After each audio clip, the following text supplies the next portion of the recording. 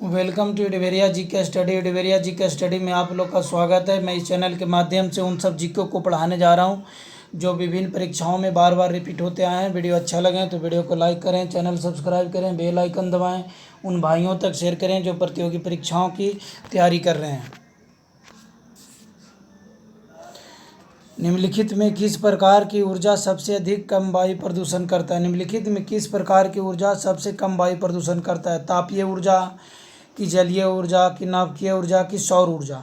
सौर ऊर्जा जो है सबसे कम प्रदूषण वायु प्रदूषण उत्पन्न करता है। सौर ऊर्जा जो सोलर से होता है, सोलर एनर्जी जिसको बोलते हैं, वो सबसे कम वायु प्रदूषण करता है। वो सबसे कम वायु प्रदूषण करता है। निम्नलिखित में किस प्रकार की ऊर्जा से सबसे कम वायु प्रदूषण होता है? सौर ऊर्जा। भारत में ऊर्जा का मुख्य स्रोत क्या है? भारत में ऊर्जा का मुख्य स्रोत क्या है? तापीय। भारत में ऊर्जा का मुख्य स्रोत क्या है? तापीय। आणविक है? नहीं। जल विद्युत है? नहीं। सौर ऊर्जा है? नहीं। भारत में ऊर्जा का मुख्य स्रोत क्या है? तापीय। भारत की पहली लहर ऊर्जा परियोजना निम्न में से किस स्थान पर स्थापित किया गया था? लहर ऊर्जा परियोजना। 5 में लहर ऊर्जा परियोजना बिझिंजाम में किया गया था। भारत की पहली लहर ऊर्जा परियोजना निम्न में से किस स्थान पर स्थापित किया गया था? बिझिंजाम में। चेन्नई के समीप कल्पक्कम नामक स्थान पर निम्न में से किसकी स्थापना की गई? किसकी स्थापना की गई? चेन्नई के समीप कालपक्कम नामक स्थान पर निम्न में से किसकी स्थापना की गई थी? अखबारी कागज संयंत्र का, या नाभिकीय ऊर्जा संयंत्र का, या लिग्नाइट कारखाना, या तेल शोधन कारखाना? 6 का सी में नाभिकीय ऊर्जा संयंत्र। नाभिकीय ऊर्जा संयंत्र का स्थापना किया गया था। चेन्नई के समीप कालपक्कम नामक स्थान पर निम्न में से किसकी स्थापना किया गया था? नाभिकीय ऊर्जा संयंत्र का स्थापना किया गया था। नाभिकीय ऊर्जा संयंत्र, न्यूक्लियर एनर्जी इंडस्ट्री का स्थापना किया गया था।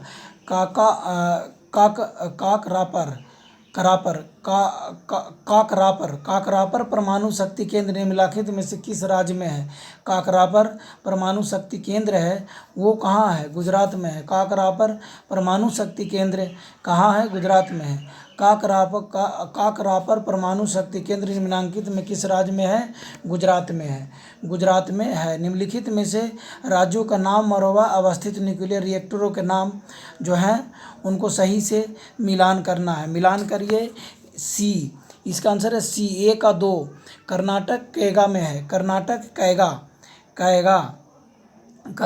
कैगा।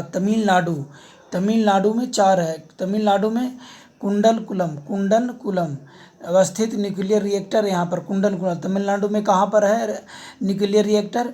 कुंडनकुलम में है। उत्तर प्रदेश में कहाँ पर है? उत्तर प्रदेश में नरोरा में है। उत्तर प्रदेश में नरोरा में है। और गुजरात में कहाँ पर है न्यूक्लियर रिएक्टर? काकरापर में है गुजरात में। भूतापीय ऊर्जा पर आधारित मणिकरण बिजली संयंत्र किस राज्य में स्थित है? मणिकरण बिजली संयंत्र किस राज्य में स्थित है? 12 में बी का, हिमाचल प्रदेश। भूतापीय ऊर्जा पर आधारित मणिकरण बिजली संयंत्र किस राज्य में स्थित है? हिमाचल प्रदेश में है। भूतापीय ऊर्जा पर आधारित मणिकरण बिजली संयंत्र किस राज्य में स्थित है? हिमाचल प्रदेश में। देश में कुल विद्युत उत्पादन में ताप विद्युत का योगदान है 13 में बी का 70% है। देश में कुल विद्युत उत्पादन में ताप विद्युत का योगदान है 70%। तलचर एवं इग्नोर उल्लेखनीय है 14 में डी का। तापीय शक्ति संयंत्रों हेतु तालचर एवं इग्नोर उल्लेखनीय है तापीय शक्ति संयंत्रों हेतु। लोकटक शक्ति केंद्र, लोकटक शक्ति परियोजना निम्नलिखित में से किस राज्य में है? लोकटक 21 में बी का है, केरल में है। लोकटक शक्ति परियोजना किस राज्य में है? केरल में नहीं है। लोकटक शक्ति परियोजना केरल में नहीं है।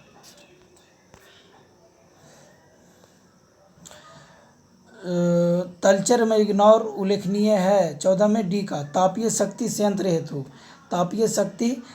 हेतु है। देश में कुल विद्युत उत्पादन में ताप विद्युत का योगदान है। ताप विद्युत का योगदान क्या है? बी का 70% है, 70%। भूतापीय ऊर्जा पर आधारित मणिकरण बिजली संयंत्र किस राज्य में स्थित है? मणिकरण बिजली संयंत्र हिमाचल प्रदेश में है, हिमाचल प्रदेश में है।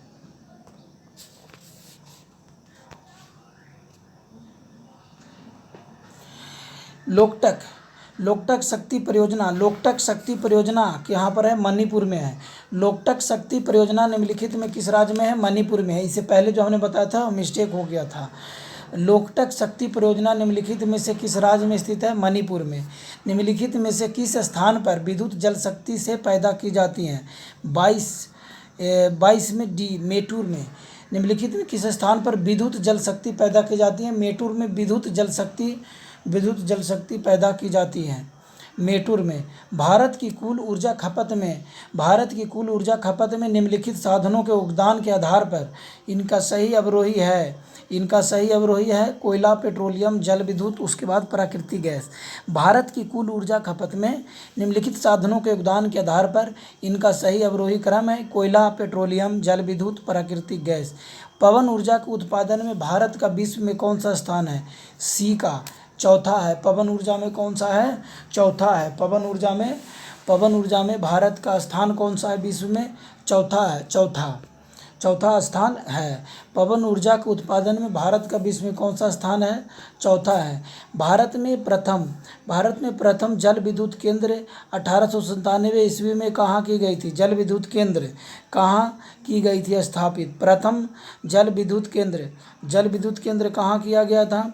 बी में, दार्जिलिंग में। सबसे पहले भारत में प्रथम जल विद्युत केंद्र की स्थापना 1897 ईस्वी में कहाँ किया गया था? दार्जिलिंग में। एशिया की पहली भूमिगत जल विद्युत परियोजना भारत के निम्नलिखित राज्यों में किसमें स्थित है? 26 का बी, हिमाचल प्रदेश में। एशिया की पहली भूमिगत जल विद्युत, भूमिगत मतलब भूमि के अंदर, अंडरग्राउंड जल विद्युत परियोजना भारत के निम्नलिखित राज्यों में किस में है? हिमाचल प्रदेश में है, या जम्मू कश्मीर में है, अरुणाचल प्रदेश में है, उत्तर प्रदेश में? नहीं, हिमाचल प्रदेश में है। भारत में विद्युत आपूर्ति हिमाचल प्रदेश में है, अंडरग्राउंड जल विद्युत परियोजना। भारत में विद्युत आपूर्ति सबसे पहले कहाँ शुरू हुई? विद्युत आपूर्ति भारत में सबसे पहले कहाँ शुरू हुई? बी का, दार्जिलिंग। भारत में विद्युत आपूर्ति सबसे पहले कहाँ शुरू हुई? दार्जिलिंग में। भारत में विद्युत आपूर्ति सबसे पहले कहाँ शुरू हुई? दार्जिलिंग में। ताप विद्युत परियोजना के संदर्भ में कौन सा जोड़ा सही है? कवास, गुजरात। ताप विद्युत परियोजना के संदर्भ में कौन सा जोड़ा सही है? कवास, गुजरात। तलचर, आंध्र प्रदेश। कोरबा, उत्तर प्रदेश।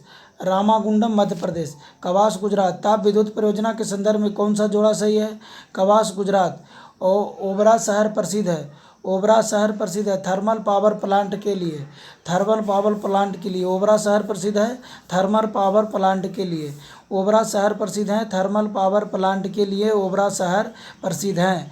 प्रथम जल विद्युत शक्ति केंद्र कहाँ पर स्थापित किया गया था? जल विद्युत शक्ति केंद्र डी का, शिव समुद्रम में स्थापित किया गया था। प्रथम जल विद्युत शक्ति केंद्र सबसे पहला कहाँ किया गया था? शिव समुद्रम में स्थापित किया गया था, शिव समुद्रम में। निम्नलिखित राज्यों में से कौन सा पवन ऊर्जा के उत्पादन में प्रथम स्थान रखता है? 31 में ए का, गुजरात पवन ऊर्जा सबसे ज़्यादा उत्पादित करता है। महाराष्ट्र नहीं, कर्नाटक नहीं, राजस्थान नहीं। पवन ऊर्जा सबसे ज़्यादा गुजरात करता है इन राज्यों में, महाराष्ट्र, कर्नाटक और राजस्थान में। भारत के वाणिज्यिक ऊर्जा की प्रतिशत पूर्ति कोयले से होती है। 32 का सी में 67%। भारत के वाणिज्यिक ऊर्जा की 67% पूर्ति कोयले से होती है। भारत के वाणिज्यिक ऊर्जा की पूर्ति 67% पूर्ति कोयले से होती है। कहाँ से होती हैं? भारत के वाणिज्यिक ऊर्जा की प्रतिशत पूर्ति 67% पूर्ति कोयले से होती हैं। निम्नलिखित में से कौन सा भारत में वाणिज्यिक ऊर्जा का प्रधान स्रोत है? वाणिज्यिक ऊर्जा का प्रधान स्रोत कौन सा है? कोयला। निम्नलिखित में कौन सा भारत में वाणिज्यिक ऊर्जा का प्रधान स्रोत है? कोयला प्रधान स्रोत है। उड़ान एक गैस आधारित शक्ति परियोजना है। उड़ान 34 में सी का, महाराष्ट्र में। उड़ान एक गैस आधारित शक्ति परियोजना है महाराष्ट्र में। उड़ान एक गैस आधारित शक्ति परियोजना है महाराष्ट्र में। उड़ान एक गैस आधारित शक्ति परियोजना है महाराष्ट्र में। केंद्रीय जल एवं विद्युत शोध केंद्र कहाँ स्थित है? केंद्रीय जल एवं विद्युत शोध केंद्र कहाँ स्थित है? 35 का ए में, खड़गवासला में। केंद्रीय जल एवं विद्युत शोध केंद्र कहाँ स्थित है? खड़गवासला में। केंद्रीय जल एवं विद्युत शोध केंद्र कहाँ स्थित है? खड़गवासला में। खड़गवासला में। भारत में सबसे ज़्यादा ताप विद्युत उत्पन्न करने वाला राज्य कौन सा है? बी का महाराष्ट्र है। भारत में सबसे ज़्यादा ताप विद्युत उत्पन्न करने वाला राज्य कौन सा है? महाराष्ट्र है। महाराष्ट्र। भारत में कुल उत्पादित विद्युत में परमाणु शक्ति का भाग है 37 में ए, तमिलनाडु। भारत में सबसे ज़्यादा ताप विद्युत उत्पन्न करने वाला राज्य कौन सा है? बी महाराष्ट्र है। महाराष्ट्र। भारत में सबसे ज़्यादा ताप विद्युत कौन करता है? महाराष्ट्र करता है। भारत में कुल उत्पादित में विद्युत में परमाणु शक्ति का भाग है 37 में ए का 2% है। भारत में कुल उत्पादित विद्युत में परमाणु शक्ति का भाग कितना है? परमाणु शक्ति का भाग 2% है। भारत में कुल उत्पादित विद्युत में परमाणु शक्ति का भाग कितना है? 2%। भारत का कौन सा राज्य सौर ऊर्जा उत्पादन में अग्रणी है? 38 में बी का राजस्थान। भारत में कौन सा राज्य सौर ऊर्जा उत्पादन में अग्रणी है? राजस्थान। भारत का कौन सा राज्य सौर ऊर्जा उत्पादन में अग्रणी है? राजस्थान। हिमाचल प्रदेश में मणिकर्ण में गर्म झरनों की प्राकृतिक ऊर्जा का स्रोत क्या है? प्राकृतिक ऊर्जा का स्रोत है भूतापीय ऊर्जा। हिमाचल प्रदेश में मणिकर्ण में गर्म झरनों की प्राकृतिक ऊर्जा स्रोत क्या है? भूतापीय ऊर्जा। हिमाचल प्रदेश में मणिकर्ण में गर्म झरनों की प्राकृतिक ऊर्जा स्रोत क्या है? भूतापीय ऊर्जा। भूतापीय ऊर्जा। भारतीय कृषि अनुसंधान परिषद के अनुसार भारत में कितने प्रकार की मिट्टियाँ पाई जाती है? भारतीय कृषि अनुसंधान परिषद के अनुसार भारत में कितने प्रकार की मिट्टियाँ पाई जाती हैं? डी में 8 प्रकार की मिट्टियाँ पाई जाती हैं। भारत में कृषि अनुसंधान परिषद के अनुसार 8 प्रकार की मिट्टियाँ भारत में पाई जाती हैं। क्षेत्रीय विस्तार और कृषि में महत्व की दृष्टि से भारतीय मिट्टियों में कितने प्रमुख वर्ग हैं? क्षेत्रीय विस्तार और कृषि में महत्व की दृष्टि से भारतीय मिट्टियों में कितने प्रमुख वर्ग हैं? 4 प्रमुख वर्ग हैं। क्षेत्रीय विस्तार और कृषि में महत्व की दृष्टि से भारतीय मिट्टियों में कितने प्रमुख वर्ग हैं? 4। भारत में सबसे अधिक उपजाऊ मृदा कौन सी है? भारत में सबसे अधिक उपजाऊ मृदा कौन सा है? 3 में सी का जलोढ़ मृदा। भारत में सबसे अधिक उपजाऊ मृदा कौन सी है? जलोढ़ मृदा। भारत में सबसे अधिक उपजाऊ मृदा कौन सी है? जलोढ़ मृदा। भारत के सर्वाधिक क्षेत्र पर किस प्रकार की मिट्टी का विस्तार पाया जाता है? 4 में ए जलोढ़। भारत के सर्वाधिक क्षेत्र पर किस प्रकार की मिट्टी का विस्तार पाया जाता है? जलोढ़ मिट्टी का विस्तार पाया जाता है। भारत के सर्वाधिक क्षेत्र पर किस प्रकार की मिट्टी पाया जाता है? जलोढ़ पर। भारत के क्षेत्रफल के सबसे ज़्यादा क्षेत्रों पर क्या है? जलोढ़ मिट्टी है। जलोढ़ मिट्टी। भारत में सबसे अधिक उपजाऊ मृदा कौन सी है? जलोढ़ मिट्टी ही है। जलोढ़ मिट्टी ही सबसे ज़्यादा भारत में उपजाऊ है और सबसे ज़्यादा क्षेत्र पर जलोढ़ ही पाया जाता है। क्षेत्रफल के आधार पर भारत की मिट्टियों का सही अवरोही क्रम क्या है? यानी घटते हुए क्रम क्या है? 5 में बी का जलोढ़ है। जलोढ़ मिट्टी सबसे ज़्यादा क्षेत्रों पर है। उसके बाद लाल मिट्टी थोड़ा कम है। उसके बाद काली मिट्टी और कम है। उसके बाद लेटराइट मिट्टी उससे भी कम है। पहला जलोढ़ मिट्टी सबसे ज़्यादा है। उसके बाद लाल मिट्टी थोड़ा है जलोढ़ मिट्टी के बाद। उसके बाद काली मिट्टी और कम है। उसके बाद लेटराइट मिट्टी और कम है। समझ गए?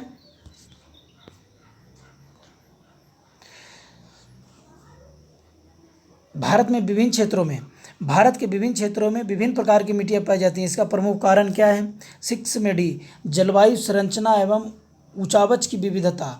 ऊंचावच की विविधता। जलवायु संरचना एवं ऊंचावच की विविधता है। जलवायु संरचना एवं ऊंचावच की विविधता है। भारत के विभिन्न क्षेत्रों में विभिन्न प्रकार की मिट्टियाँ पाई जाती हैं। इसका प्रमुख कारण है जलवायु संरचना एवं ऊंचावच की विविधता। जलवायु संरचना एवं ऊंचावच की विविधता। तटीय मैदानों और उत्तर भारत के मैदानों में उत्कृष्ट मृदा है। कौन सी है? 7 में एक जलोढ़ मिट्टी है। तटीय मैदानों और उत्तरी भारत के मैदानों में उत्कृष्ट मृदा है, मिट्टी है। कौन सा है? जलोढ़ मिट्टी है।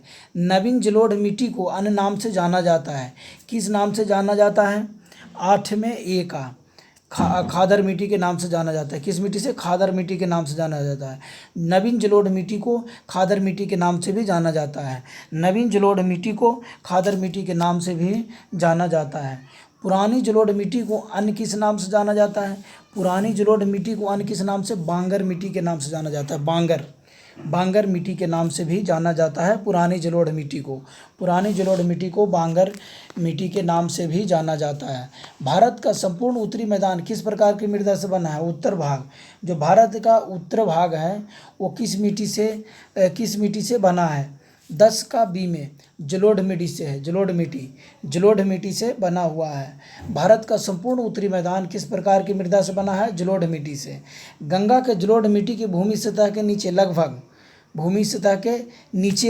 कितना नीचे है? गंगा के जलोढ़ मिट्टी की भूमि सतह के नीचे है लगभग कितना है?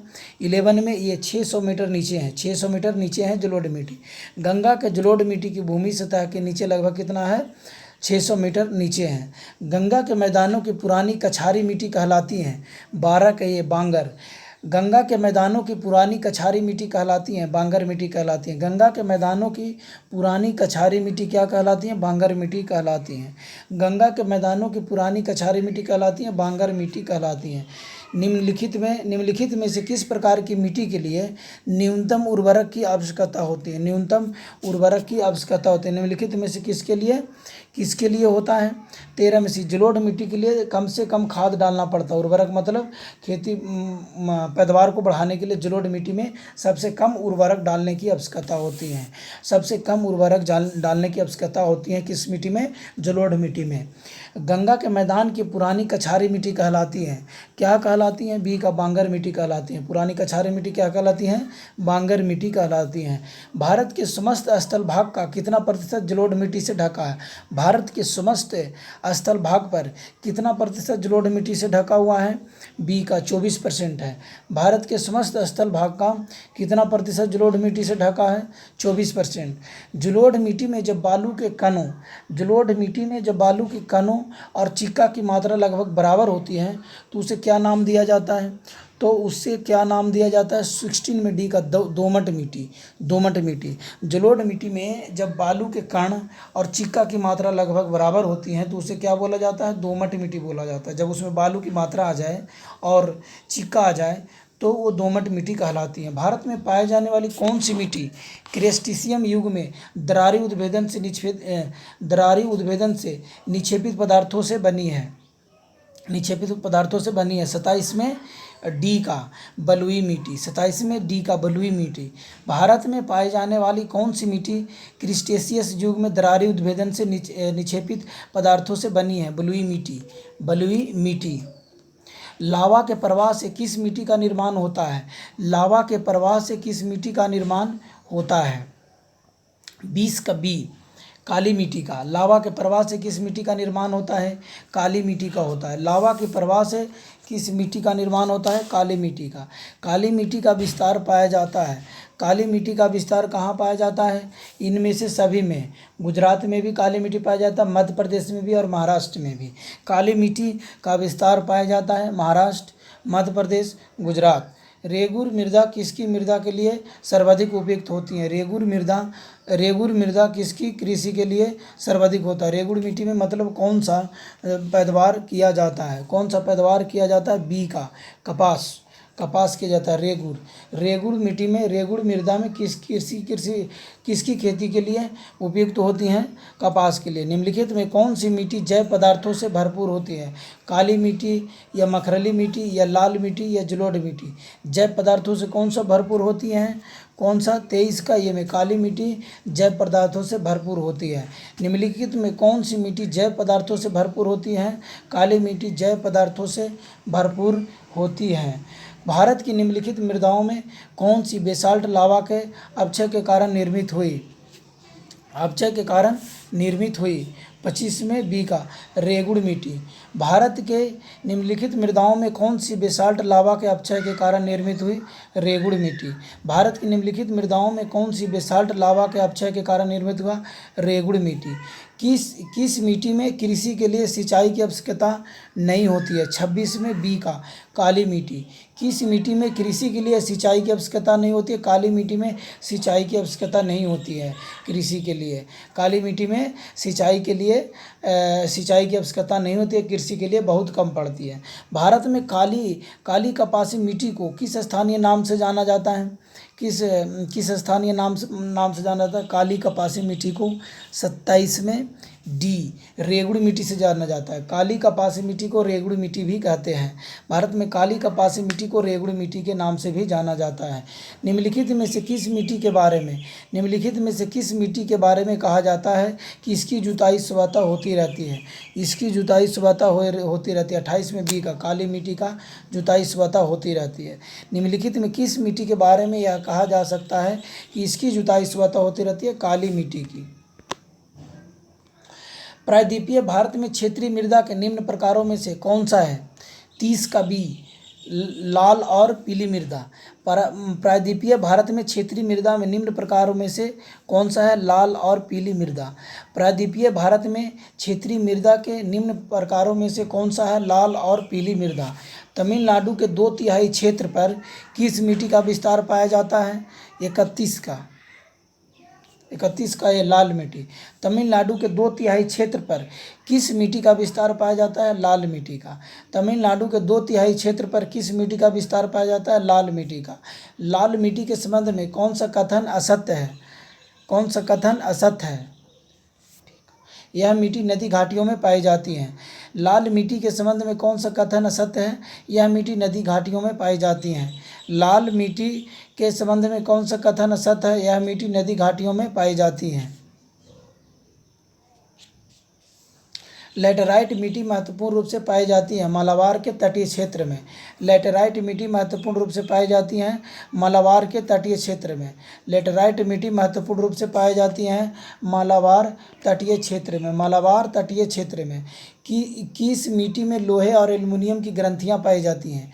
किस मिट्टी में लोहे और एल्युमिनियम की ग्रंथियां पाई जाती हैं? लैटेराइट मिट्टी में लोहे और एल्युमिनियम की ग्रंथियां पाई जाती हैं। लैटेराइट मिट्टी में पाई जाती हैं।